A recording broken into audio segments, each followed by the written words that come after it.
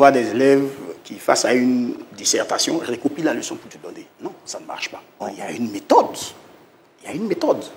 On a beau leur dire, ils vont aller te mettre des tirets dans la dissertation. Bon, franchement... Le boileau, c'est... Voilà, au fond du boileau, ils vomissent la leçon pour te donner. Vomir la leçon. Une dissertation. Il y a encore un autre problème. La compréhension du sujet de dissertation. Beaucoup font hors sujet. Ils ne prennent pas le temps d'analyser les sujets qu'on leur donne. Chez nous, au lycée, la composition interne, on avait donné un sujet, la crise de Cuba, un tournant majeur de la guerre froide. D'accord.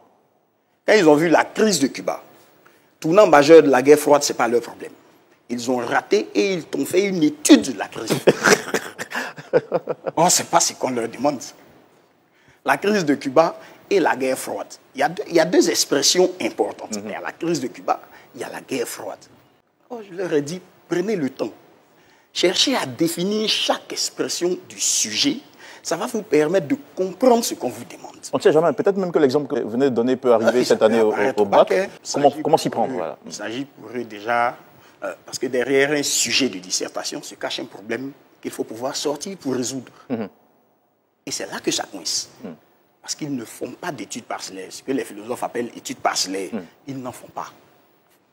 Or, ici, dans ce sujet-là, par exemple, on te demande de dire ce que la crise de Cuba là, a fait dans la guerre froide. L'impact ou le rapport? L'impact de la crise de Cuba dans la guerre froide. D'accord. Et de manière simple, comprendre que la crise de Cuba a été l'une des crises les plus dangereuses, la guerre froide, parce que c'est à Cuba que l'on va utiliser même des armes nucléaires. Parce qu'il y avait des rampes de lancement de fusées qui étaient installées à Cuba par les soviétiques. Et quand les Américains ont fait leur blocus, leurs navires, là, c'était aussi des navires qui lancent des missiles.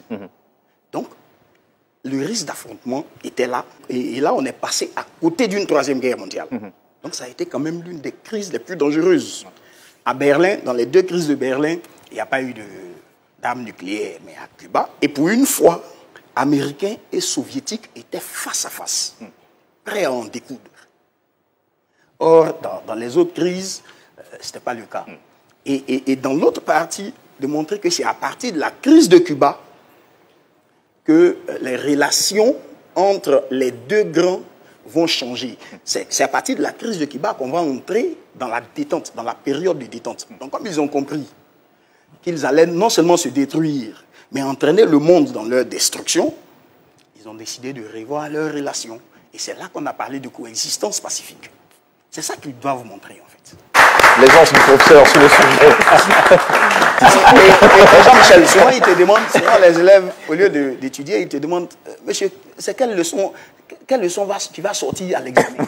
Mais toutes les leçons sortiront, puisque toutes les leçons sont dans le programme. Parce que la première partie, les tests objectifs, ça compte 6 points.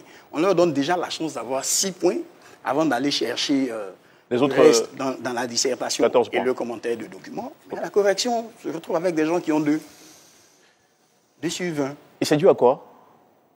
Bon, il y a quand même plusieurs facteurs qui rentrent en compte. Déjà, en histoire-géographie, les leçons sont denses. Nous sommes en classe de terminale. On ne va pas donner des choses plates aux élèves. Il faut leur donner le maximum d'informations pour qu'ils parviennent à se défendre quand ils sont en face d'un problème. Mais il y a aussi que nos apprenants étudient mal. Ils étudient mal. Les leçons sont longues. Donc, logiquement, moi, je leur ai dit, par exemple, de faire des résumés au fur et à mesure qu'on avance.